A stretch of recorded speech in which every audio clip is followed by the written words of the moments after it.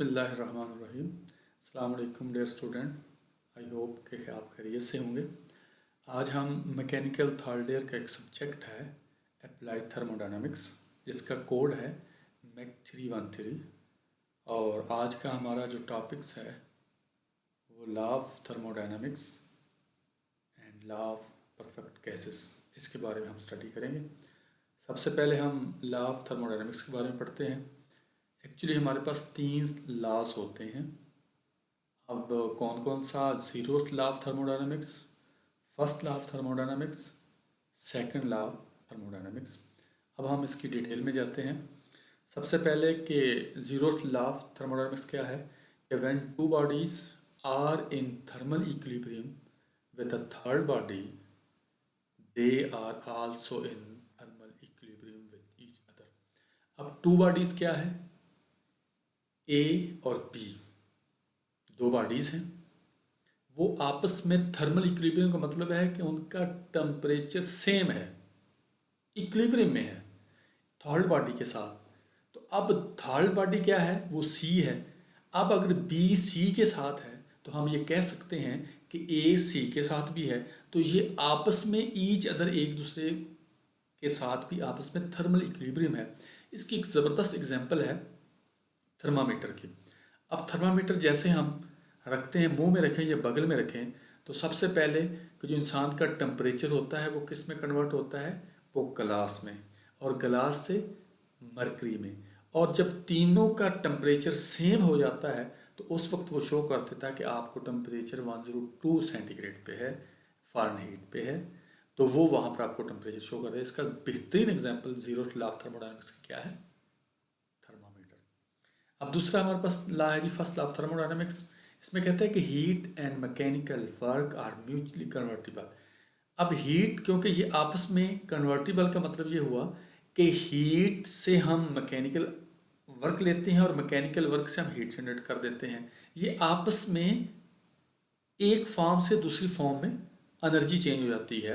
अब energy can neither be created nor destroy. ना energy को हम पैदा कर सकते हैं ना तबाह कर सकते हैं, बल्कि इसको एक फॉर्म से दूसरी फॉर्म में हम तब्दील कर सकते हैं। ये हीट एनर्जी है, फर्स्ट लॉ ऑफ थर्मोडायनामिक्स, जिसके ज़रिए हम वर्क भी लेते हैं और वर्क के साथ वो एनर्जी में इजाफा होता है। ये एक फार्मूला है। इसके लिए general formula first law of thermodynamics के लिए यूज़ किया जाता है। वो ये है कि del U change in internal energy is equal to Q supplied heat minus work done.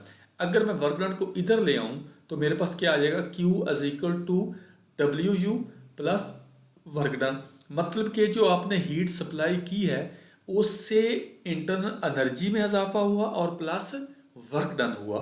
Q is equal to W U internal energy plus work done है इसके बारे में। अब सेकंड लॉ ऑफ थर्मोडायनामिक्स, ये एक जो है ना, एक आइडियल साइकिल है, अपना लॉ है, एक आइडियल लॉ है सेकंड लॉ ऑफ थर्मो। इसमें क्या कहता है? इसकी दो स्टेटमेंट हैं, बड़े इंटरेस्टिंग है। इसके अंदर भी सिर्फ ना हम definite limit of amount of mechanical energy, इसमें भी हीट का ही, क्योंकि थर्मोडायनामिक्स एक्चुअली है ही हीट के रिलेटेड है। अब इसमें हीट एक फॉर्म से दूसरी फॉर्म में ट्रांसफर होती है फर्स्ट लॉ में, जबकि इसके अंदर क्या है? इसकी दो स्टेटमेंट है। वो कहता है क्लासिक स्टेटमेंट क्या है? ये statement states that it is impossible for a self-acting machine working in a cyclic process to transfer heat from a body at a low temperature to a high temperature without aid of external source। कहता कोई भी self acting machine ऐसी नहीं है जो लो temperature को high temperature में convert कर दे। तो ये तो एक सिचुएशन ऐसी बन रही है कि एक लो को हाई में कन्वर्ट करना है, लो टेम्परेचर को हाई में ट्रांसफ़र कर दे। कहता है ये without aid of external source के बगैर हम काम नहीं कर सकते। तो इसका मतलब ये प्रैक्टिकल नहीं, एक आइडियल साइकिल है। अब उसके बाद केल्विन प्लांक क्या है? Statement, it is impossible to construct an engine working on a cyclic process whose sole purpose is convert heat energy into work. कहता 100% उसकी जो हीट एनर्जी है वो वर्क में कन्वर्ट नहीं हो सकती। ये सेकंड लॉ ऑफ थर्मोडायनामिक्स है। ये एक आइडियल साइकिल है, इसकी प्रैक्टिकली इम्प्लीमेंटेशन नहीं है। ये सिर्फ एक आइडियल साइकिल इसको कंसिडर करें, जिसके अंदर इसकी एंट्रोपी इज इक्वल टू 0 होती है, कांस्टेंट होती है। अब हम आगे करते हैं लॉ ऑफ थर्मोडायनामिक्स क्या है। फर्स्ट लॉ है जी बॉयल्स लॉ।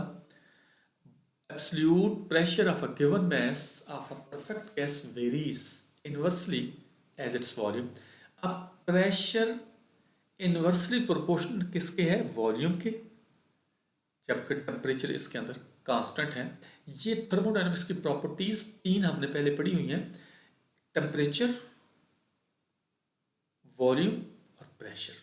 इन तीनों में से एक चीज कांस्टेंट होगी तो वो ला बनेगा, फिर दूसरी कांस्टेंट होगी तो फिर एक ला बनेगा, फिर तीसरी कांस्टेंट होगी फिर एक ला बनेगा। ये जो ला है परफेक्ट गैसेस हैं, ये तीन ला, तीनों बारी बारी एक चीज कांस्टेंट होगी। अगर मैं टेम्परेचर कांस्टेंट होगा तो उसको हम बॉयल्स ला कह देंगे। अगर हमारे पास प्रेशर कांस्टेंट हो जाए तो कहता है फिर volume of A given mass of a perfect gas varies directly proportion. ये डायरेक्टली प्रोपोर्शन किसके हो जाए, एब्सोल्यूट टेम्परेचर के। टेम्परेचर और वॉल्यूम अगर डायरेक्टली प्रोपोर्शन हो तो उसके अंदर एक चीज कांस्टेंट बन जाती है, वो है प्रेशर। उसको बोलते हैं चार्ल्स लॉ। गिलाजिस लॉ क्या है, इसके अंदर एब्सोल्यूट प्रेशर जो है वो डायरेक्टली प्रोपोर्शन किसके है, टेम्परेचर के है। तो जब प्रेशर और टेम्परेचर आपस में है तो फिर वॉल्यूम कांस्टेंट हो जाएगा। ये मैथमेटिकली इसका फार्मूला भी लिखा हुआ है कि P/T is equal to constant. अच्छा, ये जो P/T है, मतलब ये हो कि जब डिवीजन दो चीज में आ जाए तो उनका आपस में रिलेशन डायरेक्टली प्रोपोर्शन होता है। तो अब इन दोनों प्रोसेस के अंदर, दोनों लॉज के अंदर, चार्ल्स लॉ और गिलाजिस लॉ के अंदर हमारा क्या है, ये डिवीजन है। डिवीजन किसकी होती है, डायरेक्टली प्रोपोर्शन। यहाँ पे प्रोडक्ट है और प्रोडक्ट हमेशा इन्वर्सली प्रोपोर्शनल होता है। ये हमारे लॉज हैं, तीन परफेक्ट गैसेस के लॉ हैं।